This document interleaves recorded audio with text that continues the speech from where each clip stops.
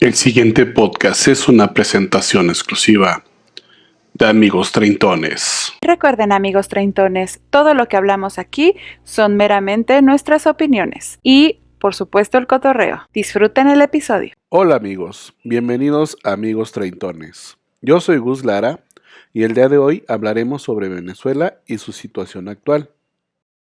La situación en Venezuela es de tensión máxima. Después de que la oposición haya publicado las actas electorales y después de que el Centro Carter, una empresa de auditoría invitada por el propio Maduro, haya retirado sus observadores internacionales y emitido un informe en el que asegura que no se han cumplido las condiciones necesarias que requieren unas elecciones democráticas. Ya nadie duda de que las elecciones en Venezuela han sido un absoluto y completo fraude. Desde entonces, las protestas se han extendido por todo el país y la represión, tanto de la policía como de la Guardia Nacional, tanto como los colectivos chavistas, que no son más que grupos paramilitares que le hacen el trabajo sucio a Maduro. Se han cobrado ya más de una decena de muertos, de forma oficial, y seguramente que la cifra sea muchísimo más alta también. Centenares de personas han sido detenidas y ahora mismo los derechos humanos en Venezuela brillan por su ausencia. No obstante, es hora de mirar al futuro y arrojar un poco de luz acerca de una de las grandes dudas que ahora mismo tienen todos los venezolanos. ¿Qué va a ocurrir? ¿Qué escenarios son más probables?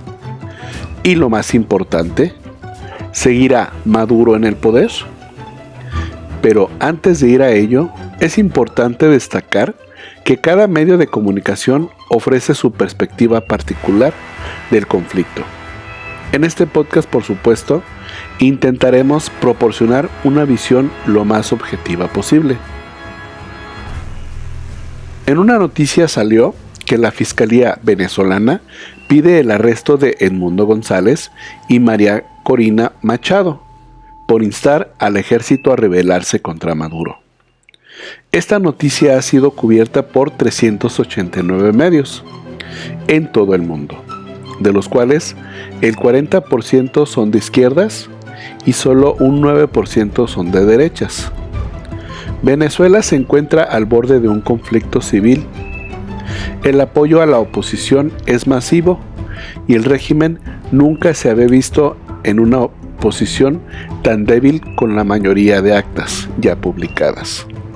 La victoria de la oposición ha sido muy contundente, y eso que el régimen de Maduro ha puesto todo tipo de trabas y problemas a la oposición para hacer campaña. Por no hablar de los casi 5 millones de emigrantes venezolanos que se han quedado sin votar. Si el apoyo a la oposición es tan masivo, ¿cómo es posible que el régimen de Maduro no haya colapsado todavía? Pues amigos, la clave de este hecho es que Maduro lleva más de 10 años preparándose para este momento. Los grandes oficiales del ejército se han hecho de oro y controlan minas de metales preciosos de diamantes, puestos clave en PDVSA, la empresa estatal del petróleo de Venezuela, y a todo tipo de negocios lucrativos más. Vamos, que muchos se han hecho ricos gracias al régimen de Maduro. Y ellos a cambio le rinden pleitesía. ¿Y qué hay de la tropa? Pues las capas más bajas de la policía, la Guardia Nacional y el ejército son de los sectores que menos han notado la gran crisis de Venezuela. Y a ellos rara vez les ha faltado un buen pago al final de mes. Así que si unimos esto con el hecho de que se han politizado, muchos a estos cuerpos, tenemos que las Fuerzas Armadas y de Seguridad son por lo general bastante fieles a Maduro. Pero es que además de las fuerzas regulares, Maduro ha formado a su propio ejército personal. Hablamos del de los colectivos, grupos paramilitares, armados que a menudo se han dedicado al secuestro de manifestantes, a disolver las protestas a tiros, dar palizas y amenazar a cualquiera que proteste con el único fin de que las movilizaciones pierdan fuerza en la calle. Los colectivos se financian mediante ayudas del propio gobierno y con actividades delictivas como el tráfico de sustancias ilegales, ya que con ellos las autoridades son extremadamente permisivas. Los colectivos también actúan en los barrios dando ayudas sociales y llevando a cabo acciones de propaganda para el régimen, creando una red clientelar de personas que viven de la ayuda que dan los colectivos.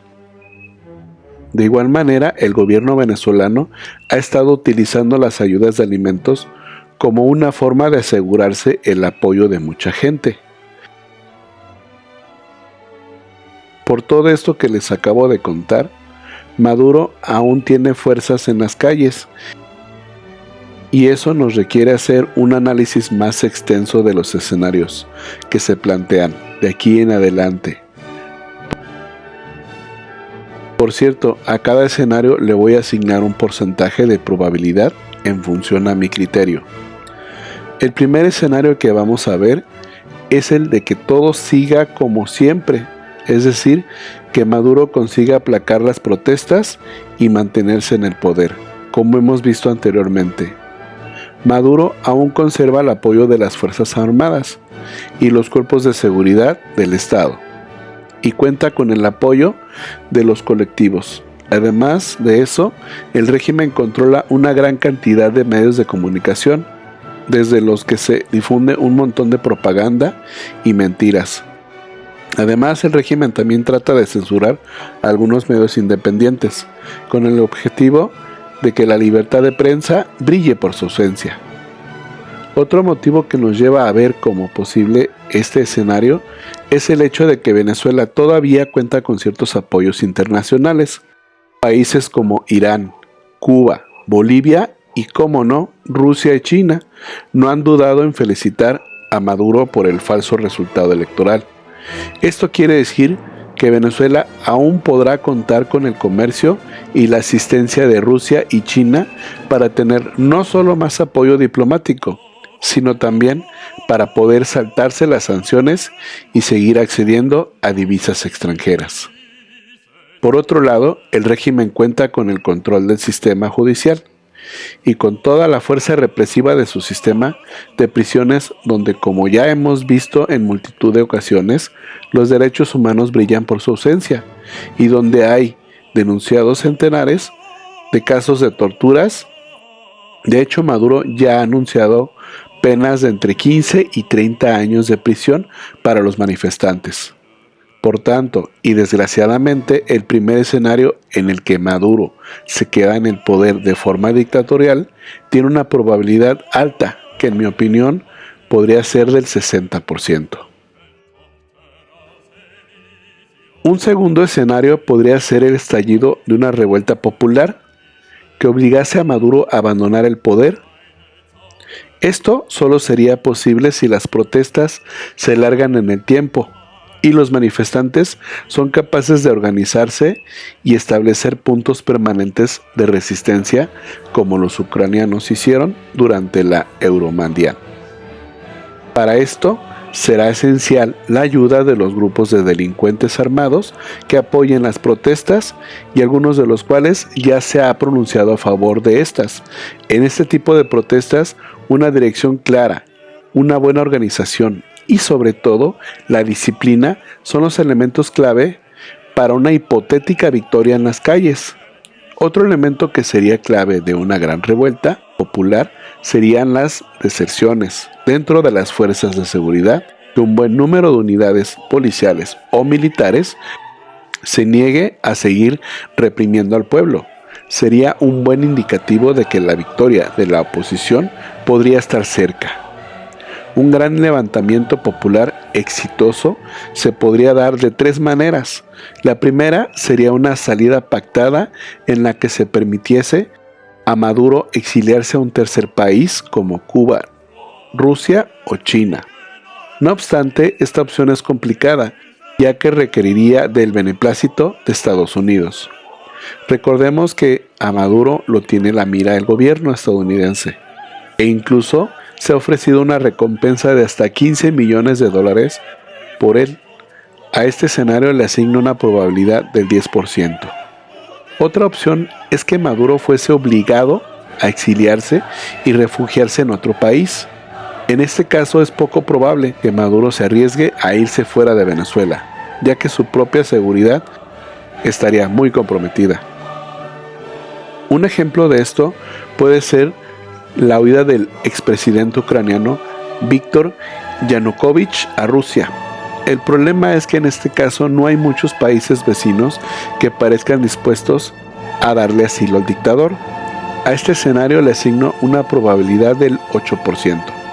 Otra opción es que Maduro decida aguantar y sean los manifestantes los que finalmente consigan capturarle con o sin vida. A pesar de que Maduro lo tiene bastante complicado para escapar, no creo que esté dispuesto a correr la misma suerte que Gaddafi. Por ello, a este escenario le doy una probabilidad del 5%. Ya hemos visto que una revuelta popular no tiene muchas opciones de triunfar en Venezuela por sí misma, pero podría darse un golpe de estado en el país, fruto de una pérdida cada vez mayor de popularidad de Nicolás Maduro. En este caso se necesitaría el apoyo de las Fuerzas Armadas y un hipotético golpe. Se podría materializar de dos maneras principales. La primera es mediante una conspiración por parte de un grupo de oficiales de alto rango que no vean futuro al régimen y se quieran cambiar de chaqueta. No obstante, como hemos dicho antes, la plana mayor de las Fuerzas Armadas de Venezuela ha sido debidamente comprada. Y son bastante los militares de alto rango que están metidos en negocios, cuanto menos turbios. Esto hace bastante improbable que vaya a mover a Maduro de la silla este escenario. Apenas le doy una probabilidad del 7%. Entonces, ¿qué más puede ocurrir? Otra opción sería que el golpe de estado viniese dado por las bases del ejército o incluso por la Guardia Nacional, a pesar de que, como hemos dicho, los cuerpos y fuerzas de defensa y seguridad del Estado han sido debidamente purgados y politizados. La cada vez peor imagen de Maduro hace que los escalafones bajos y medios se lo puedan empezar a pensar dos veces a la hora de efectuar ciertas acciones de represión. Hay que tener en cuenta que si bien la policía, la Guardia Nacional o el Ejército siempre han estado relativamente bien pagados en comparación a otros profesionales en sus condiciones, ni de lejos las condiciones del alto mando, por lo que sus incentivos a defender a Maduro. Por ello, no es descartable que el golpe de estado venga de los destacamentos bajos o intermedios del ejército, los cuales consigan arrestar a sus superiores y descabezar así al régimen bolivariano.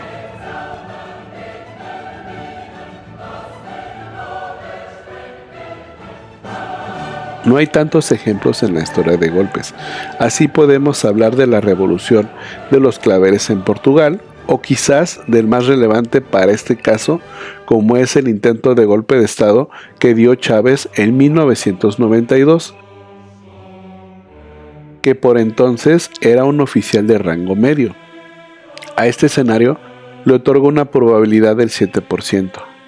Y por último nos queda un escenario final, el peor escenario de todos, al que esperemos que no tenga que llegar Venezuela. En este caso hablamos de un intento de golpe de estado por parte de cualquier destacamento del ejército, que podría llevar incluso a la formación por parte de la oposición de sus propias fuerzas militares.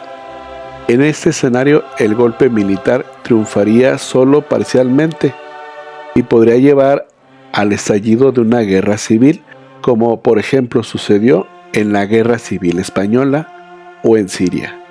Si no nos queremos ir tan lejos, una guerra civil es el peor escenario posible para un país, por lo que esperamos que algo así nunca llegue a ocurrir.